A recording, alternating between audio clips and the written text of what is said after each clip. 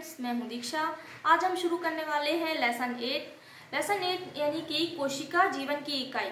जितने भी एक कोशिकीय और बहुकोशिकीय जीव हैं यानी कि संसार में जितने भी प्राणी हैं वो सभी कोशिका से मिलकर बने होते हैं। अर्थात ये कह सकते हैं जो कोशिका होती है वो जीवन की इकाई होती है। जैसे कि किडनी की इकाई क्या होती है, नेफ्रॉन। ऐसे ही हमारे शरीर की इकाई क्या होती है, सेल यानी कि कोशिका। अब जो एक कोशिकीय जीव होते हैं वो केवल एक ही कोशिका से मिलकर बने होते हैं, लेकिन जो बहुकोशिकीय जीव होते हैं वो बहुत सारी कोशिकाओं से मिलकर बने होते हैं, इसलिए उन्हें क्या कहते हैं, मल्टी सेल्यूलर ऑर्गेनिज्म। अब क्या होता है, जो कोशिकाएं होती हैं, लेमार्क ने बताया था कि कोशिकाओं में श्रम विभाजन पाया जाता है। अर्थात जो कोशिकाएं होती हैं उनका कार्य भिन्न भिन्न होता है। अर्थात ये कह सकते हैं कि विभिन्न अंग की कोशिकाएं विभिन्न प्रकार का कार्य करती हैं ना। इनमें क्या पाया जाता है, श्रम विभाजन पाया जाता है और इनके कार्य भी क्या होते हैं, अलग अलग होते हैं। सबसे पहले रॉबर्ट हुक ने कोशिका के बारे में बताया था। किसने बताया था, वैज्ञानिक रॉबर्ट हुक ने सन 1665 में क्या किया था, कोशिका की खोज की थी। ठीक है, इन्होंने क्या बताया था कि हमारे शरीर में एक गोलाकार संरचना होती है जिसे हम क्या कहते हैं, कोशिका कहते हैं। और कोशिका के मध्य में केंद्रक पाया जाता है। अब हम यहाँ पे एक कोशिका का चित्र बना के देख लेते हैं कि कोशिका की संरचना वास्तव में किस प्रकार दिखाई देती है। तो ये है कोशिका जो कि गोलाकार होती है। इसके बीचों बीच पाया जाता है केंद्रक। क्या पाया जाता है, केंद्रक यानी कि न्यूक्लियस। और केंद्रक के अंदर ही कई पदार्थ पाए जाते हैं जैसे गुणसूत्र, डीएनए। ठीक है, तो ये क्या करते हैं, मेन फंक्शन का कार्य करते हैं और आनुवांशिकी का कार्य करते हैं कौन, डीएनए। केंद्रक ये जो बाहर है ये कोशिका की कहलाती है कोशिका झिल्ली यानी कि सेल मेम्ब्रेन। केंद्रक और कोशिका झिल्ली के बीच में कुछ तरल पदार्थ भरा होता है जिसे हम कहते हैं कोशिका द्रव्य या जीव द्रव्य। क्या कहते हैं, कोशिका द्रव्य या जीव द्रव्य। क्लियर है। तो कोशिका ये क्या है, एक कोशिका की संरचना। ये कैसी होती है, गोलाकार होती है। इसके बीचों बीच में क्या पाई जाती है, एक केंद्रक पाया जाता है और केंद्रक के बाहर कई तरल पदार्थ भरा होता है जिसे हम कहते हैं कोशिका द्रव्य या जीव द्रव्य। जो जीव द्रव्य है इसकी खोज की थी रॉबर्ट ब्राउन ने। इसके बारे में सबसे पहले किसने बताया था, रॉबर्ट ब्राउन ने। और एक वैज्ञानिक थे हक्सले। इस टॉपिक में आपके नीट के बहुत सारे इंपॉर्टेंट क्वेश्चन क्लियर हो रहे हैं, तो आप इन वैज्ञानिकों के नाम अच्छी तरह से नोट करके रखिए। रॉबर्ट ब्राउन ने क्या बताया था, जीव द्रव्य का नाम दिया था। और हक्सले ने बताया था जो जीव द्रव्य होता है वो जीवन का आधार होता है। जीवन का आधार होता है, ये किसने बताया था, वैज्ञानिक हक्सले ने। क्लियर है। तो ये कुछ इंपॉर्टेंट टॉपिक है, ये आप अपने नोट्स में कॉपी कर सकते हैं। ठीक है, तो इन्होंने क्या बताया था, जीवन का आधार, हक्सले ने क्या बताया था, जीवन का आधार जीव द्रव्य है और जो कोशिका होती है वो जीवन की इकाई होती है। और कोशिका को क्रियात्मक और संरचनात्मक इकाई भी कहते हैं हमारे शरीर की। तो हमारा जो शरीर होता है, संपूर्ण शरीर होता है, वो किससे मिलकर बना होता है, कोशिका से। और कई कोशिकाएं मिलकर क्या बनाती हैं, ऊतक। ये पहले भी मैं आपको बता चुकी हूँ। और कई ऊतक मिलकर के अंग और कई अंग मिलकर अंगतंत्र, और अंगतंत्र क्या करता है, पूरे शरीर का या बॉडी का निर्माण करता है। तो जो मेन है वो क्या है, कोशिका। जैसे कि एक बिल्डिंग को बनाने के लिए कई ईंटों की आवश्यकता होती है। अर्थात उसकी जो नींव है वो किससे रखी जाती है, ईंटों से। भवन का निर्माण करने के लिए जिस प्रकार ईंटों की आवश्यकता होती है, इसी प्रकार हमारे शरीर के निर्माण के लिए किसकी आवश्यकता होती है, कोशिका की। अर्थात ये कह सकते हैं कि शरीर की क्रियात्मक और संरचनात्मक, कौन कौन सी, क्रियात्मक एवं संरचनात्मक इकाई कौन है, कोशिका। ये भी याद रखना, क्रियात्मक और संरचनात्मक इकाई कौन है, कोशिका। ठीक है। अब जो कोशिका होते हैं, यहाँ कोशिका द्रव्य भरा होता है। तो कोशिका द्रव्य में कई ऑर्गन्स पाए जाते हैं जिन्हें हम कहते हैं सेल ऑर्गेनेल्स या कोशिका अंग। क्या कहते हैं? कोशिकांग। कोशिकांग मतलब कि कोशिका के अंग। तो आज हम पढ़ने वाले हैं, सबसे पहले एक करके अपन सेल ऑर्गेनेल्स के बारे में पढ़ेंगे ताकि आपको कोई दिक्कत ना जाए। तो अभी हम सबसे पहले स्टार्ट करते हैं ER यानी कि एंडोप्लाज्मिक रेटिकुलम। तो एंडोप्लाज्मिक रेटिकुलम क्या है? एक प्रकार का कोशिकांग है, अर्थात कोशिका का क्या है? अंग है।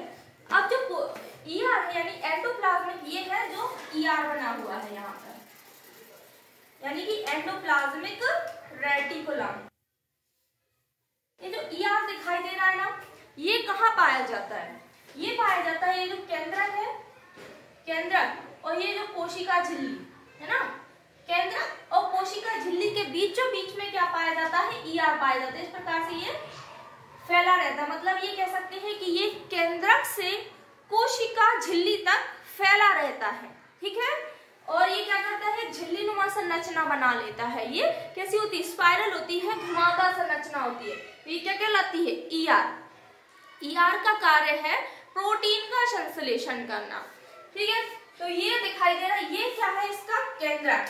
ये क्या है? केंद्रक। ये जो पूरा है ये क्या है? Endoplasmic reticulum. अब जो एंडोप्लाज्मिक रेटिकुलम होता है वो मुख्य रूप से दो प्रकार का होता है। सबसे पहले मैं आपको ER के बारे में कुछ टॉपिक बता देती हूँ। ER है क्या? ER कहाँ पाया जाता है? ये पाया जाता है केंद्रक से कोशिका झिल्ली तक। ठीक है, तो ये केंद्रक से कोशिका झिल्ली तक फैला रहता है, ये झिल्लीनुमा होता है। ओके, अब ये कितने प्रकार के होते हैं? मुख्य रूप से ये होता है दो प्रकार का। पहला होता है रफ ER और दूसरा होता है स्मूथ ER। और इसका कार्य क्या होता है? प्रोटीन का संश्लेषण करना।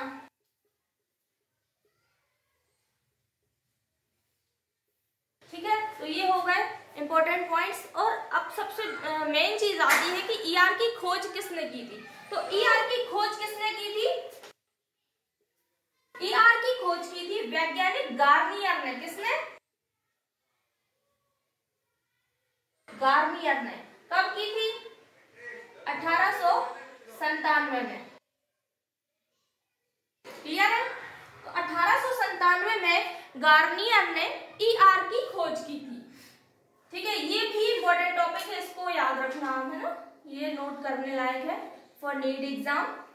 एंडोप्लाज्मिक रेटिकुलम की खोज किसने की थी? गार्नियर ने सन 1897 में। अब हम देखेंगे ER के प्रकार। जो ER होता है वो मुख्य रूप से दो प्रकार का होता है। कौन कौन सा? रफ ER और स्मूथ ER। ठीक है, तो पहले हम देखेंगे रफ ER। पहले आप समझ लीजिए रफ ER इसका नाम क्यों पड़ा और स्मूथ ER क्यों पड़ा नाम।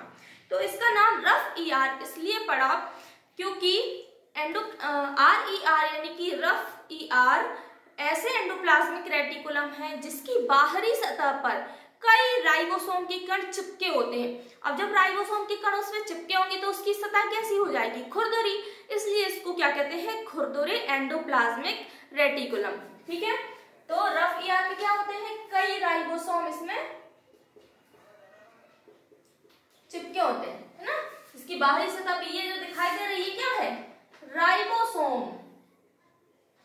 ये क्या है? राइबोसोम।